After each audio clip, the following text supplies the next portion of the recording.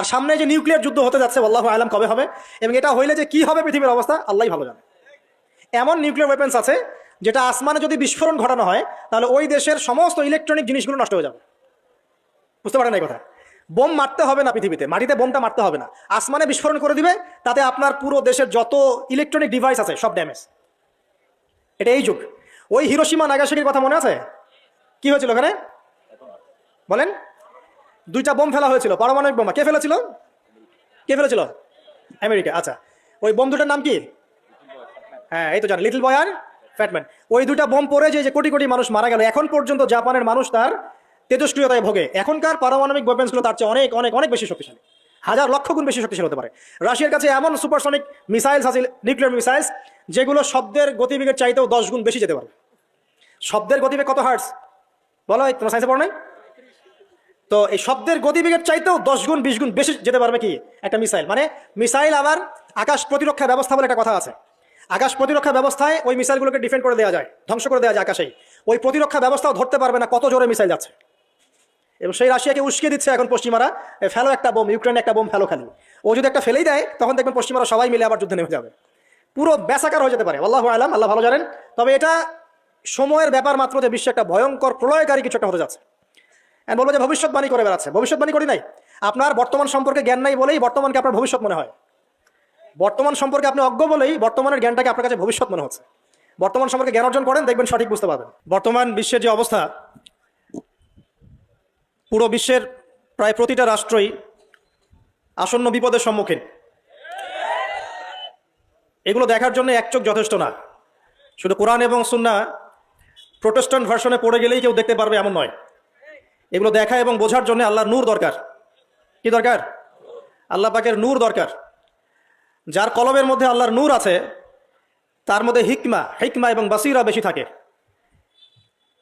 যার মধ্যে কোরআন সুন্নাহর জ্ঞানের পাশাপাশি সমসাময়িক বিষয়গুলোর জ্ঞান আছে, এবং এই সব জ্ঞান অর্জন করার পরে যে ব্যক্তি বিনয়ী অহংকারী নয়, এবং যে ব্যক্তি এই জ্ঞান অনুযায়ী আমল করে এবং এই জ্ঞানটাকে বর্তমান প্রেক্ষাপটের সাথে মেলানোর চেষ্টা করে এবং সেজদায় পড়ে পড়ে আল্লাহর কাছে দোয়া করে, আল্লাহ আমাকে হেদায়েত দান করো, আল্লাহ আমাকে বাসিরা দান করো, আল্লাহ আমাকে দূরদর্শিতা দান করো, ইনশাআল্লাহ তাআলা আল্লাহ পাক তার কলবে তার নূর নাজিল করবে ইনশাআল্লাহ।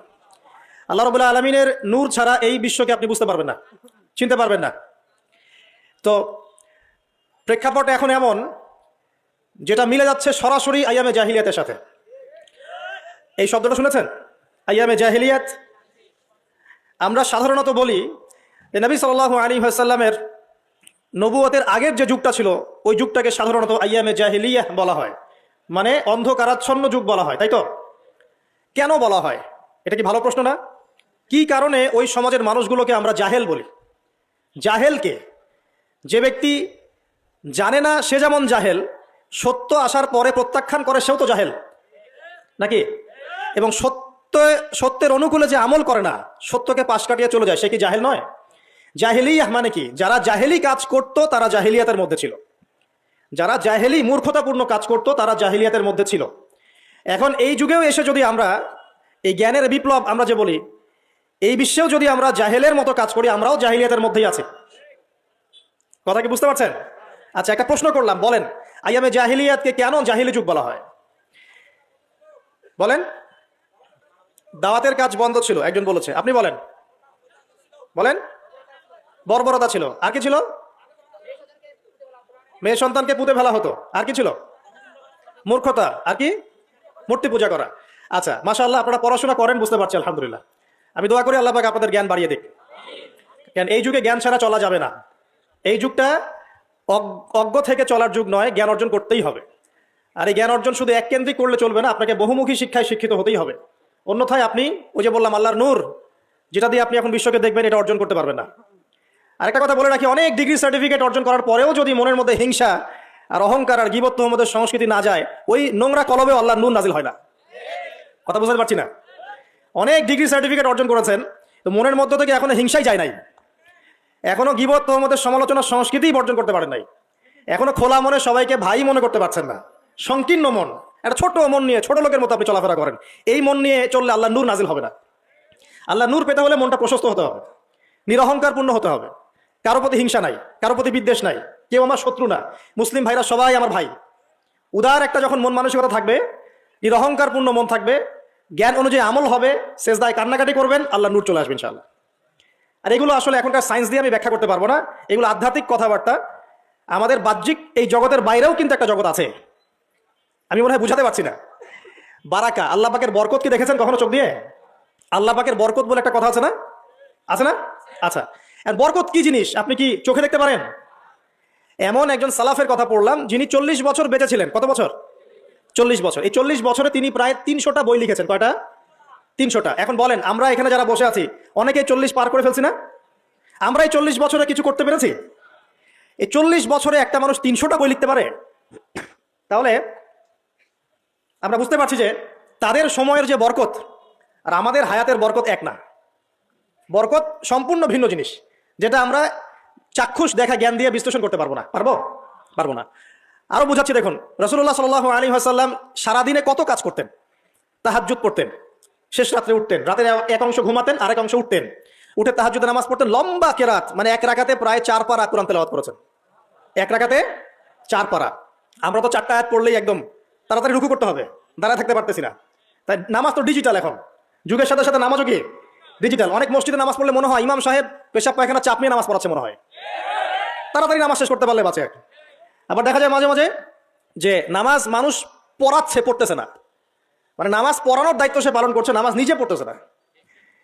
তো এই ডিজিটাল নামাজ না, নবী সাল্লাল্লাহু আলাইহি ওয়াসাল্লাম এক রাকাতে 4 পারা কোরআন তেলাওয়াত করেছেন, প্রায় 4.5 পারা তাহাজ্জুদের নামাজে। তখনই তো গিয়ে পা ফুলবে। এই যে পা ফুলতো, এমনি এমনি পা ফলে? কতক্ষণ দাঁড়ায় থাকলে একটা মানুষের পা ফলে? তো নবী সাল্লাল্লাহু আলাইহি ওয়াসাল্লামের পা ফুলে যেত, পা মোবারক ফুলে যেত। লম্বা সালাত পড়তেন, সালাতের পরে আবার কিছুক্ষণ ডান কাতে শুয়ে থাকতেন সুন্নত পড়ে। বেলাল রাদিয়াল্লাহু আনহু এসে ডাক দিতেন, তিনি গিয়ে মসজিদ নববীতে নামাজ পড়াতেন। ফজরের নামাজও হতো লম্বা, কেরাত হতো লম্বা। নামাজের পরে আবার সাহাবীদের সাথে কথাবার্তা বলতেন, দিনী বিষয়ে মোজাকারা করতেন। তারপরে ইশরাকের নামাজ পড়তেন, চাষতের নামাজ পড়তেন, পরিবারের দেখাশোনা করতেন, দিন প্রচার করতেন, রুজি রুটির ব্যাপার ছিল। এই সারাদিন যে এতগুলো কাজ তিনি করতেন, একদিনে একটা মানুষ এত কাজ করতে পারে? তো নবী সাল্লাল্লাহু আলাইহি ওয়াসাল্লামের জীবনের বরকত আমার জীবনের বরকত কি সমান? তাহলে বলেন, বরকত কি আমি চাক্ষুষ জ্ঞান দিয়ে প্রমাণ করতে পারবো? এরকম অনেক বিষয় আছে ইসলামে যেটা চাক্ষুষ জ্ঞান দিয়ে প্রমাণ করা যায় না। কবরের আযাব দেখেছেন? কেউ কি প্রমাণ করতে পারবে? আপনি কি ফেরেশতাকে দেখেছেন যারা এখন এখানে ঘিরে রেখেছে জায়গাটা? এই জায়গাটা কি ফেরেশতারা ঘিরে রাখে নাই? আল্লাহ রাসূল কি সেই কথা বলেন নাই? কিন্তু আমরা কি প্রমাণ করতে পারবো এখন? আপনি চাক্ষুষ জ্ঞান দিয়ে পারবেন না। কবরের আযাব প্রমাণ করতে পারবেন না। স্বপ্ন মাঝে মাঝে দেখেন, সত্য হয় কি হয় না? মুমিনের স্বপ্ন সত্যি হবে কি হবে না? আখিরুজ জামানে মুমিনের স্বপ্ন বেশি বেশি সত্য হবে।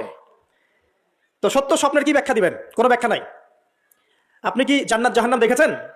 দেখেন নাই। মিজান পুলসিরাত দেখেছেন? রূহ, আপনার শরীরে একটা রূহ আছে, আত্মা, এটা কি দেখেছেন?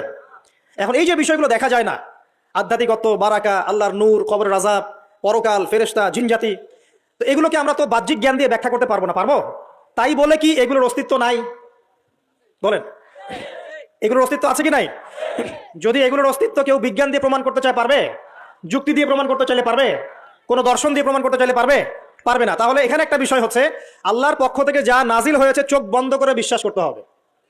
এখন এই চোখ বন্ধ করে বিশ্বাস করলে পরে মানুষ আপনাকে বলবে ধর্মান্ধ। কি বলবে? এবং ইসলামের এই মৌলিক বিষয়গুলোকে যদি আপনি চোখ বন্ধ করে মেনে চলেন, এখনকার বিশ্বের মানুষ আপনাকে বলবে আপনি মৌলবাদী। এখন আপনি বলেন, ইসলামের মৌলিক বিষয়গুলোকে মেনে না চললে কি কেউ মুসলিম হতে পারবে কিনা? পারবে? তাহলে পরিপূর্ণ মুসলিম হতে হলে আমাকে মৌলবাদী হতে হচ্ছে কিনা? আমি এটা দিয়ে কি বুঝাচ্ছি আল্লাহ পাকের নাজিল করা প্রতিটা বিষয়কে চোখ বন্ধ করে মানতে হবে। কিছু বিষয় আমার বুঝে আসবে, কিছু বিষয় আমার বুঝে নাও আসতে পারে। এখন যতগুলো বিষয় বললাম একটাও কি ব্যাখ্যা করতে পারবেন? কিন্তু এগুলো আপনাকে মানতেই হচ্ছে, কারণ আপনি মুসলিম। আল্লাহ বলেছেন, রাসূল বলেছেন, আমি মেনেছি।